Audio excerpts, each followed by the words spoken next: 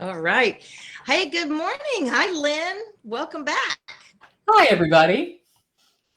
It is so nice to have you back with us. I love it that you're on now every month or two. This is so cool. Hey, well, it's fun for me too, and I hope it's because that's what I love about Facebook Live. It's like having an interesting conversation, and other people get to listen in and ask questions. I know. And we love it when you ask questions out there or you make comments based on what we've talked about. That makes it really fun for us as well, because it would be great to think we could all just be having real life coffee together, but that's not even possible. Lynn's in Chicago, and I'm now staying in Phoenix visiting my mother, and many are in Kansas City or California. Got a couple out on the East Coast usually. So anyway, this is such a wonderful to be able to get together and, like I say, have a conversation. I'm going to put a little hello in the box to make sure that the chat box is working. So if you're out there and joining us this morning and want to give us a quick hello and tell us where you are, where do you live, that would be great. Okay, well, the chat box pulled up, so that is great. Um, so Lynn, before we get into our very cool story, I've been putting this out there that you're going to tell us your machete story, which is what I heard the very first time I met you, or saw you. I still remember it. Tell us a little bit about you, just kind of your. I didn't tell you I was going to do this, but I know that's not a problem. Just kind of about you and who you are as a person. What are some things you enjoy? What's your family status? Whatever you want to say. Oh, let's see. So I am in Skokie, which is a suburb of Chicago. I'm here with my rescue dog, Simon, who Yeah. is currently sitting under the desk beneath me. Oh, And So sooner or later, he may decide that there's too much noise in the world and he needs to add to it. So if you hear barking, that's Simon. He's a wire fox terrier rescue who thinks he's very attractive. yeah. And whenever I take him for a walk and someone says that's a good looking dog, I said yes, he knows. Uh, That's and uh, and I grew up in Minnesota, so I can say things like "yash" or "you betcha," don't you know? yeah. And Delinda and I met. Geez, I'm thinking it was like 2015 at a speaking program, and she walked up on stage and she started talking. And those of you who know her know just how captivating she is. And I thought in that moment, this woman really owns the stage. I need to get to know her. Oh, you're so sweet. And I was lucky enough because the two of us kind of sought each other out. And there was one point where we were at a follow up to that conference, and they told us that we needed to, we were practicing to be on a live stream, and that we needed to try video. And so we needed to shoot each other with our iPhones. And it was the first video I'd really ever done. And there was Delinda holding the camera, and I was in this hallway feeling really nervous. And and so she helped me and I helped her, and we've kind of been helping each other ever since. Yeah, that is very true. And thank you for your kind words. This was supposed to be about you, not me.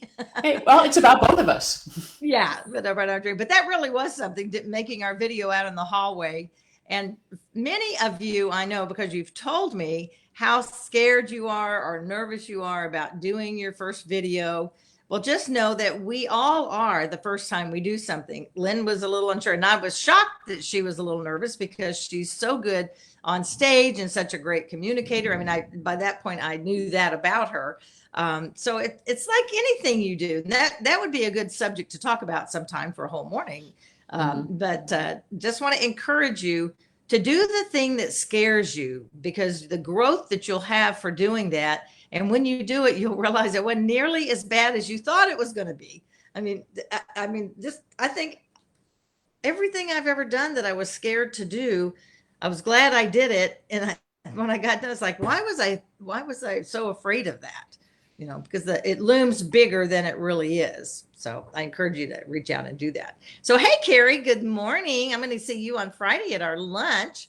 On Friday, any of you other listening are in Las Vegas, we are having our second Friday lunch at Maggiano's. So if you haven't gotten your ticket, go on and get it now. You can see the link in the Fun Fearless Female page. So would love to see everybody there, those in Vegas. That'd be great. All right, so let's just go right on in, Lynn. So as I said, when one of the first times, well, let me backtrack just a minute. So you all know, if you've been watching any of the things that we've had with Lynn on, that she calls herself the neuroscience nerd, right, Lynn?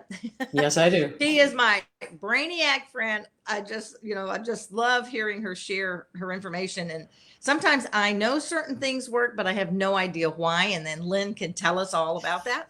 But today she's more here to really talk about communication, because she's also a communication expert, and she really knows how to say things, communicate with different personality styles and all that. And that she just communicates on many levels, just so excellent. But this story will take you to another level. So I'm going to just turn it over to you and just start in and tell us what you want. Okay, well, thanks, Delinda. And Carrie, this is for you because you came here first. There we go. Yeah, and I say, Carrie, chances are good that you had a really at least one really tough day on the job. So I want you to remember that for a moment. Everybody else who's listening to, remember that really tough day that you had on the job. Delinda was talking about challenges, things that we're afraid of. And for me, it was all about Fred. And Fred is a 14-year-old boy. He's standing about 3 feet in front of me. And in this moment, I can't tell you anything about how Fred looks, except he is standing there holding the world's largest machete. You try to call for help, I'm going to cut you. I am the only adult in a boys' group home. Fred ran away 2 days ago, and now he's back. And as the only adult, I think it's my job to tell Fred what to do.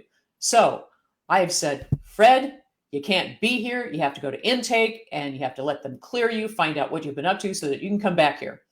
And Fred's response to that was, no, I'm going to my room. Like, Fred, why are we having this conversation? Just go to intake. No, I'm going to my room. We can do this the easy way or the hard way. Just go to intake. No, I'm going to my room. So I go to the staff office where there's a phone so I can call for backup, because there are other boys in Daniel Cottage, which is where Fred and I are, and they're between classes. And I figure, okay, so I need to get somebody to be with the other boys to make sure they come and go as they should, while I work with Fred to get him to intake. So Fred follows me into the office. He pulls out, he zipped open his backpack and pulls out what I still believe to be the world's largest machete. And he pulls out and chops the phone cord, my only lifeline to the outside world. And in that moment, I lost my mind. So all I can think of to do is babble. But Fred, I like you and you like me. And there's nothing in how Fred's looking at me that's saying he's agreeing with anything I'm saying. So all I can think of to do is continue babbling. And you don't want to hurt me, and you don't want to get into the world of hurt you're going to get into if you hurt me. At which point I see Fred blink. And later he'll tell me he started thinking about what his life was going to be like if he knifed me.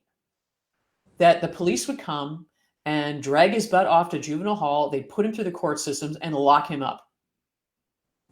But all I saw was the blink. And somehow I knew it was my chance. So I stuck my hand out and I said, Fred, just make this easy on yourself and hand me the knife. Meanwhile, there are boys in the hallway behind Fred who are fizzing with nerves because Fred might knife me. And there's one kid who even says, Fred, my man, gonna cut staff to the bone. Like, thank you. So I'm standing there with my hand out, just hoping against hope that he won't bring the knife down and chop my hand. And I don't know how long I stood there, sweating through everything I had on, until Fred finally sighed and handed me the knife.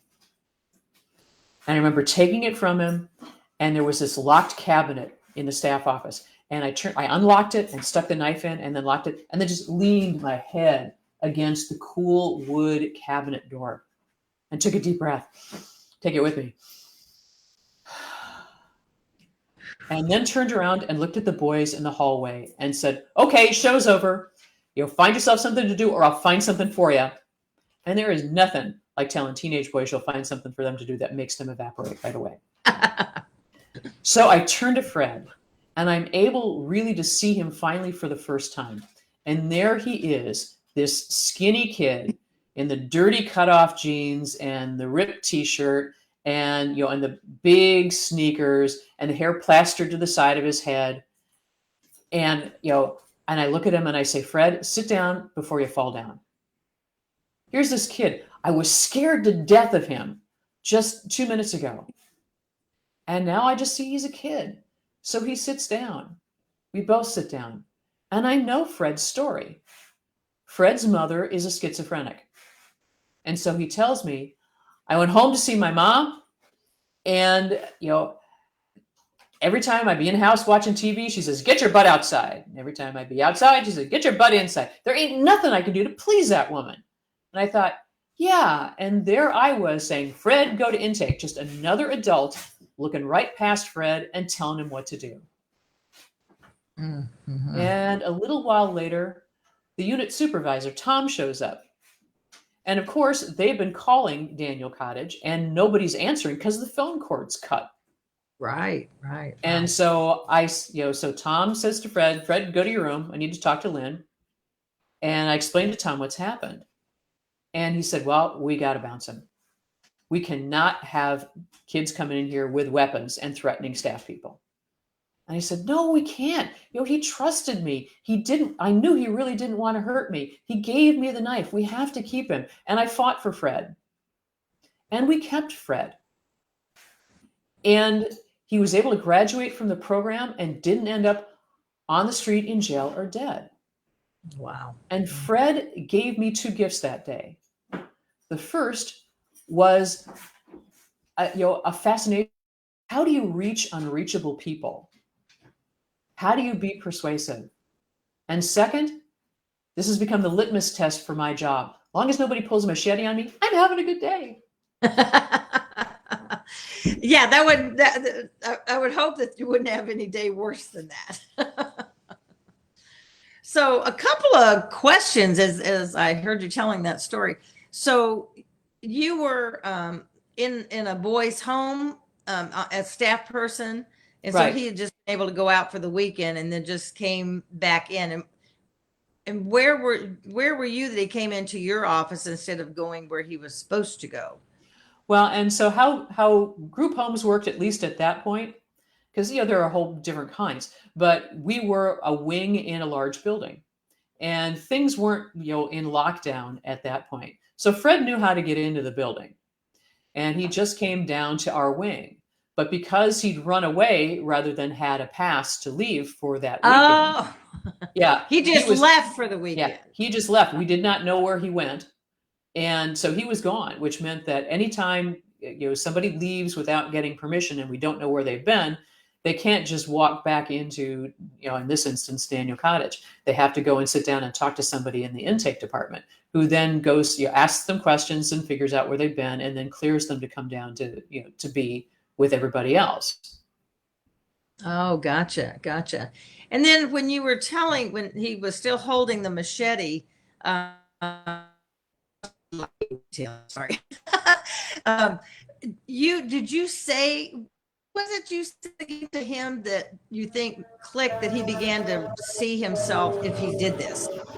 Right. It was you don't want to get into the world of hurt you're going to get into if you hurt me. Oh, and it was truly the first time I said, yeah, because I was saying, "Fred, I like you. You like me. You don't want to hurt me." And and none of that stuff was about Fred. It was all about me. But when I said, "You don't want to get into the world of hurt you're going to get into if you hurt me," it was about him. And he started thinking about what that world of hurt would look like. Wow. And it was, it was the first time. So, it was the first time I said something about him rather than just me. Mm-hmm. And Carrie and Allison, it would help me out, and anybody else who's there, it would help me out if you would type something in the chat. What are some of the things that you learned about me as I told that story? What are some of the qualities you saw? and I'm talking, not so good as well as good. But if you could tell me some of the things you learned about me from that story, that would be really useful. Yeah, that's a great question. And I know some that are watching right now, not everybody says hello and shows their name, and also just so we know you're out there. Um, Things, Lynn, that I picked up as we're talking is the fact, I mean, like you just said just a second ago, sometimes when we're communicating, when we're just talking to people or trying to work through something, we're all from how does that affect them? What is it that's about us? And I think when we take when we're talking to someone else, you wrote and I would think in that conversation with Fred, when you turned it around about him and not you, that was pretty profound. Right. So Allison, thanks. She's saying you have a strong heart and I can think fast. Well, and yeah, and let's really put it in there. The truth is darn lucky. And and the same, and here's what I love about stories is that I could sit here and tell you, Allison, that I have a strong heart and I can think pretty quickly on my feet, and you'd have absolutely no reason to believe that. But when I tell you a story that shows this, then you're more likely to believe it. So that's the power of story in everyday life. If I were to say, I can think fast on my feet, it sounds like I'm complimenting myself. But if you draw that conclusion by something you've heard me say or seen me do, then it feels more real to you. And just quickly, because Delinda, as Delinda mentioned, I'm a neuroscience nerd. So here's what goes on in our brains when somebody tells us a good story. So, for example, when I was talking about seeing the knife, what ends up happening is that you're picturing the knife in your head. And when I talk about babbling and not knowing what to do because I'm afraid, the fear center in your brain is lighting up as though you're there with me, that you're also afraid. Because what good stories do is they connect us at a molecular level. So the parts of my brain, the fear center in my brain, so here's another quick sidelight. Our brains cannot tell the difference between something that we're actually experiencing and something that we're imagining. So when I'm talking about the knife, the fear center in my brain is going off. So is the fear center in your brain, which means we're connected on a molecular level, which is one of the reasons why stories are so powerful. Our brains are literally in sync at that moment. And there's nothing we can do that's as powerful as that. So, for example, if I were to tell you a bunch of bullet points about, I can think fast on my feet and I have a strong heart, the only thing that will light up in your brain are the two centers that recognize and interpret language. Meaning, those are the parts of your brain that are going to resist me anyway. So anytime you're just dealing with bullet points, you're inviting people to resist you and not believe you. But when you tell them a good story, they get to draw their own conclusions from what they're hearing rather than you telling them. Plus, you're activating all kinds of different parts of their brain. So your visual cortex, when you're seeing that knife in your brain, your emotional brain, when you're feeling that fear, I talked about sweating. So, your sweat glands are cranking up there too. It's all of these things. Good stories engage a bunch of different parts of your brain. So it's like you and I are on this voyage together, which means that your resistance to anything I'm going to suggest to you is much lower than it would be if I were just bullet pointing you to death. Mm-hmm.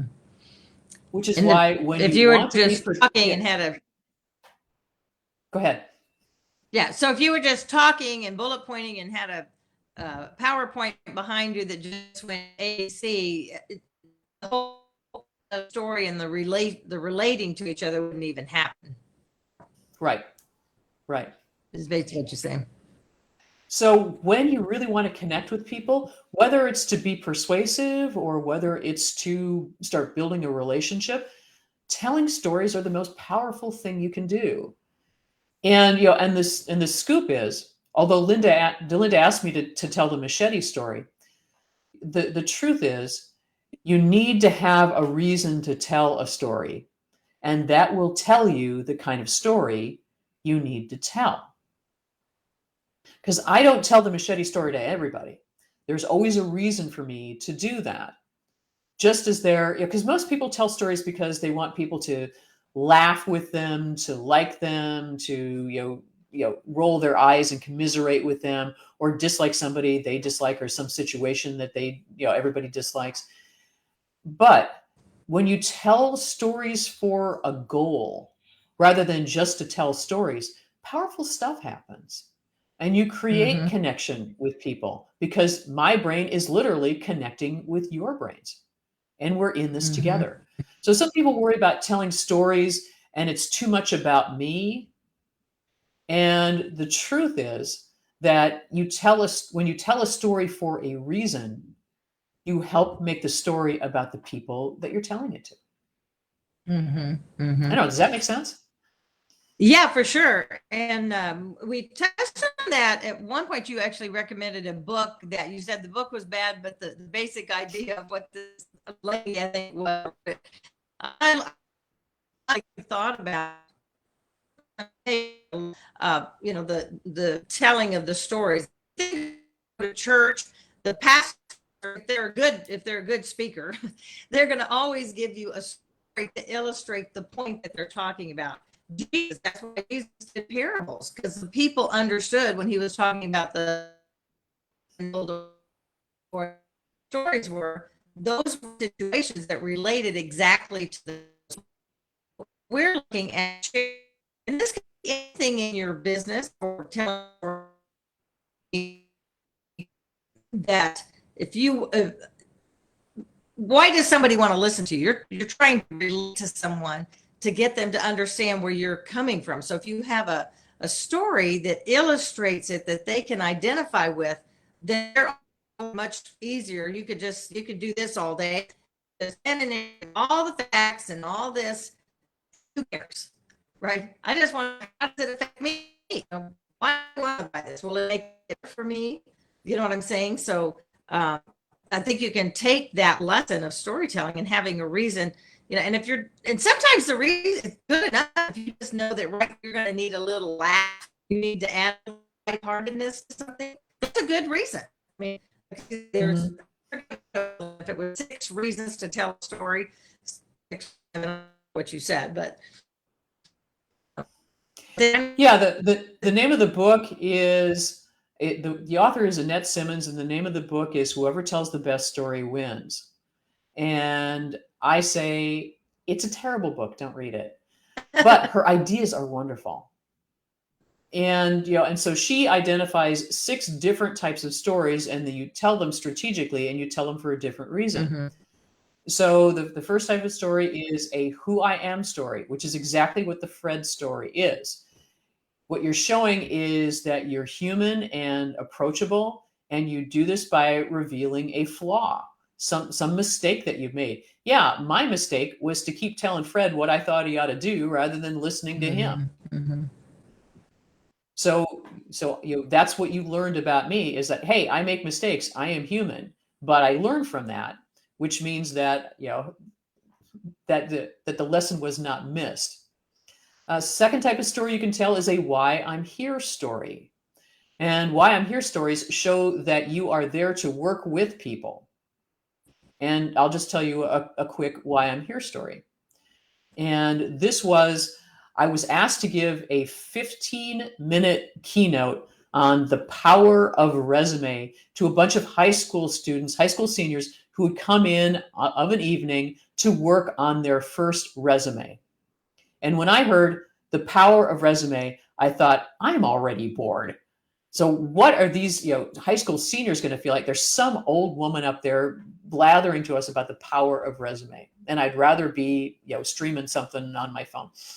And so I stood up in front of them and I said, here's the truth. If you were to ask any of the adults here who are here to help you create your resume tonight, what they think about writing their own resumes, they would get a look on their face like a cat hawking up a fur ball. None of us want to write our own resumes. But the truth is, you're young enough in your career where if you don't do a resume, you can't get that good job that you deserve. So we need to do resumes.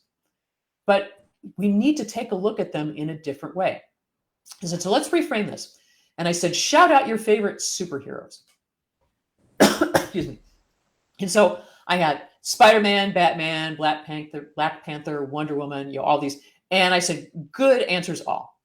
Even better answer would be you. You are your favorite superhero because I love that. You have at least one skill or talent that no one else in your family or none of your friends have. And some company would be lucky to have you do that for them. So your resume is a one-page graphic novel where you tell people stories about your superpower. That's awesome. And so their vision of me as some boring old woman who was going to blather on about resume, I switched that. I showed them I was there to work with them.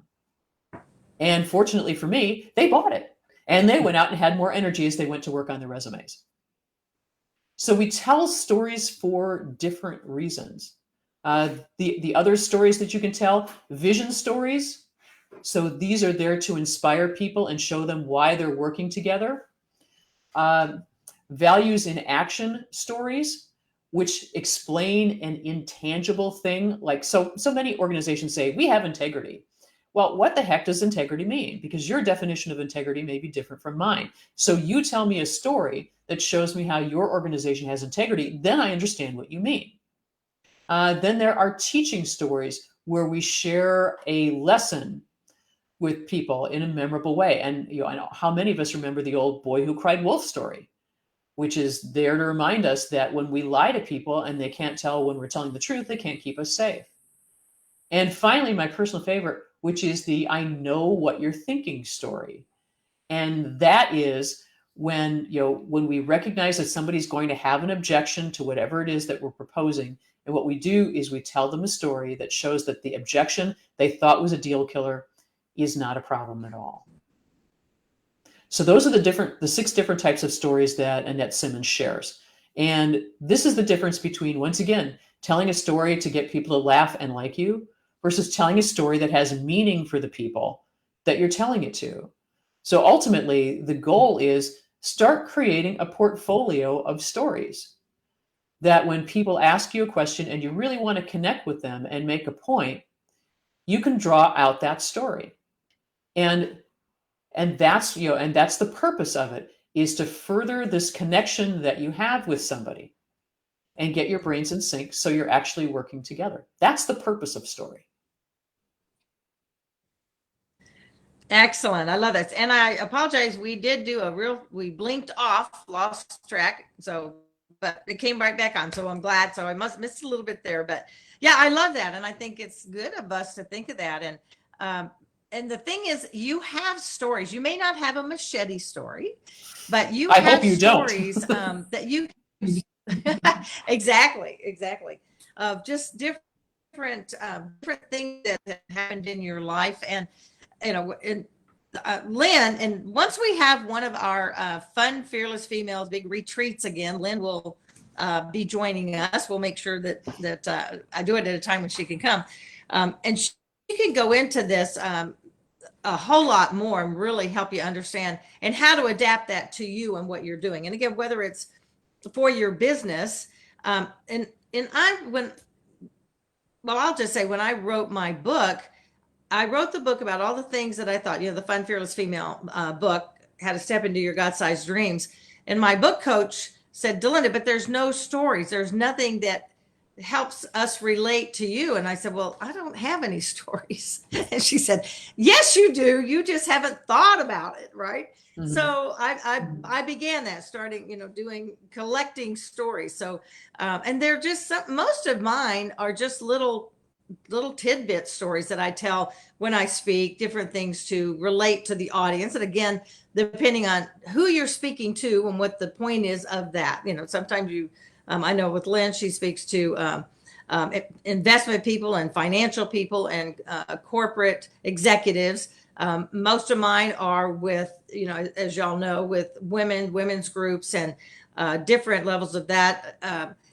So the stories that we would tell would be different. But the thing is, you can have one story that can adapt several different ways. And so I would say, agreeing with Lynn, that the first thing is begin to look at your life and begin to pick out those little stories. One of the ones that I use a lot now that I hadn't thought about when I wrote the book, I think it wound up in the book because it took me some time to readjust that before I published it. I was just when I was in college and I was a cheerleader, and we had just finished cheering. We'd done our things. We had girls and guys on our cheerleading team, and there was our little group that was standing over here, and we were just laughing, and we just had a great practice. And then there was one or two girls standing across the way, and I was just looking across, and you know how just sometimes something just hits you. And I looked at this girl and I said to the people in my group, you see that girl, Jackie? She never says a bad thing about anybody. And then right at that moment was when I decided that's who I wanted to be. I wanted to be the person people would say never says anything bad about somebody else. So that stayed out in me. And so that story I use a lot, and it's quick, as you just saw. And hopefully I didn't go into like big, exact description, but I think you kind of saw, you could almost see we're standing in the gym. But that thing. And then sometimes it's those aha moments that you have. Go back, just kind of think back through your life and think of what are the aha moments, because that probably could be a story as to why you had that and what that meant to you. So that'd be a really good thing for y'all to be doing over this next week, is thinking about your stories. And one thing, there are two things, a couple of myths that people have about storytelling that I just want to share with you. And one of them is you need to find one story that does it all. And that's hard to do. As Delinda said, the machete story, I can tell that in a who I am way. I can tell that in a why I'm here way, but that's not a vision story. And it's not it's not a values and action story. You can't find one story that will do everything, which is why you need more than one story. So don't look for the one size fits all story. You can have one size that fits many. The second thing is that people think that telling stories makes it all about them. And it looks like, I have a big ego because I'm telling stories about me. Because people who have a big ego and tell stories to make themselves look good, they aren't really telling stories, are they? They're just trying to make themselves look good. The idea is that when you take a look at the person or the people that you're with, and what is it that you want to create together, that's the goal for there. Once again, it could be, I just want to have an interesting conversation with this person. Well, then you pick a story that's going to resonate with that person. And so when I'm telling and now when I'm telling the machete story and my fear center is going off, so is yours. People have a tendency to make stories about themselves anyway. And as long as you tell them a good story, then it makes it about them, and it's not about your ego. So those are two things I'd invite you to remember. If you don't just look for one story, you look for many stories.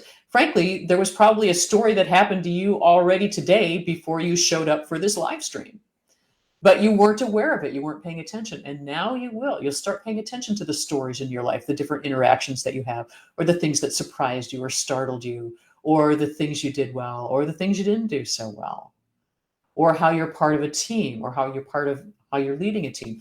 The stories are all around us. We just need to pay attention to them. And then, as Delinda said, write them down. And it doesn't have to be perfect. It just has to be something, so you can remember it and you can work on it later. So I guess that's my invitation to you this week. is start looking around and being aware of the stories that are happening in your life.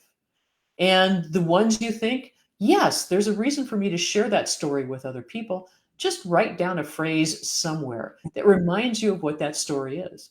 And you can work on it later and add some details. And, and because I'm here to tell you, and Delinda is too, every time I tell the Fred story, I tell it differently, depending upon the people I'm with, because they have different wants and needs.